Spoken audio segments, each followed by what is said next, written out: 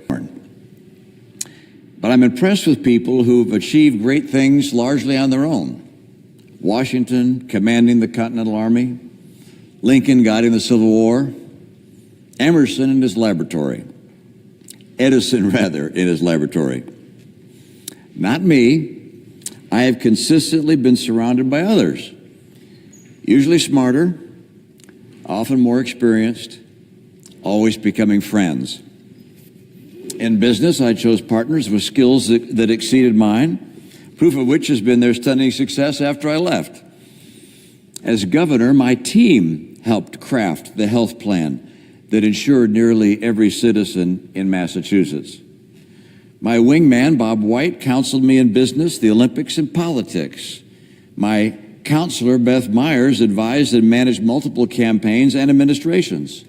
Spencer Zwick financed and helped guide almost every one of my endeavors.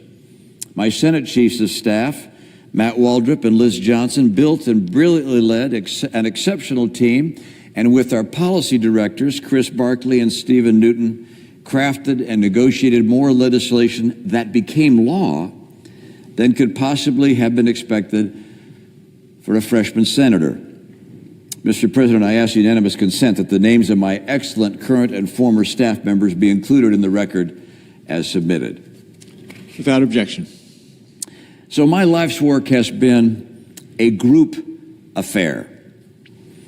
At its center is my wife, Ann. She is my most trusted advisor, my indefatigable ally, the love of my life for 54 married years. Our 5 sons are just as loyal and are the source of profound pride, joy, and 25 grandchildren. During my first months in the Senate, I was mostly on my own and thus mostly unproductive. And then Lisa Murkowski invited 5 Democrats to join with 5 Republicans in her home for takeout dinner. With COVID then active, we were spaced far apart, with windows open despite the winter cold. Our conjecture on how to bridge the impasse between the President and Congress on COVID relief led us over the next several weeks to dig in, negotiate, draft, and eventually see our work become the basis of law. I was fortunate to also be a part of what this team worked on that followed: the bipartisan infrastructure law, Electoral Count Act reform, gun safety legislation, marriage legislation that included religious protections. Our group was Rob Portman, Kirsten Sinema, Susan Collins, Joe Manchin, Mark Warner, John Tester, Bill Cassidy, Jean Shaheen, and Lisa Murkowski. We'd each come to Washington to enact law that would help people, and that's just what we did. We accomplished together what we could have never done alone. So I will leave this chamber with a sense of achievement, but in truth, I will also leave with the recognition that I did not achieve everything I had hoped.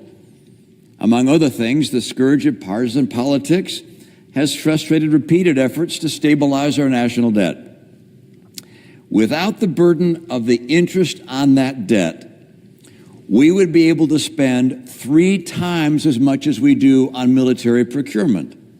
3 times as many aircraft, 3 times as many ships, 3 times as many drones, spacecraft, cyber defenses. Or alternatively, we could spend double the amount we spend on Social Security benefits every month. Our national credit card is almost maxed out, and America risks becoming debt poor. Now, my biggest surprise in the Senate has been how much I enjoy the other senators on both sides of the aisle. And the truth is that while I may not miss the Senate itself terribly much, the 10-minute votes that last an hour, the unknowable schedule of votes, the myriad meaningless votes, the absurd passion about inconsequential votes, I will very much miss you, my fellow senators. For among you are some brilliant, some entertaining, some kind and generous, and all patriotic. It's an honor to have been able to serve with you. It's also been an honor to represent the people of Utah, the state of my family heritage. What sets Utah apart is not just its beauty and vibrant economy, it is the admirable character of its people. Now, it's customary to end remarks with these words, God bless America. That has never seemed jarring or out of place to me because Americans have always been fundamentally good. From our earliest days, we have rushed to help neighbors in need, as de Tocqueville noted. We welcome the poor, the huddled masses yearning to breathe free. We've respected different faiths, as our first president confirmed to Muslims and Jews. United we stand is a fitting refrain. As the leader of the free world, our sons and daughters have fought time and again for liberty, and our treasure has buoyed freedom fighters around the globe. Like all people, we've made mistakes, some grievous, but often our mistakes have come from misguided understanding. God has blessed America because America is good. There are some today who would tear at our unity, who would replace love with hate, who deride our foundation of virtue, or who debase the values upon which the blessings of heaven depend. Now, I've been in public service for 25 years. I have learned that politics alone cannot measure up to the challenges we face. A country's character is a reflection not just of its elected officials, but also of its people. I leave Washington to return to be one among them and hope to be a voice of unity and virtue. For it is only if the American people merit his benevolence that God will continue to bless America.